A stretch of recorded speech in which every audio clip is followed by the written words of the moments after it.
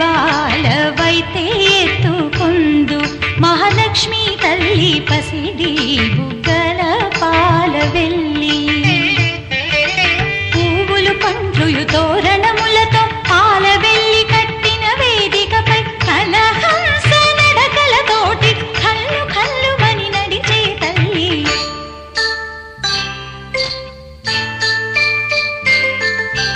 ఎట్లా నిన్నెత్తుకొందు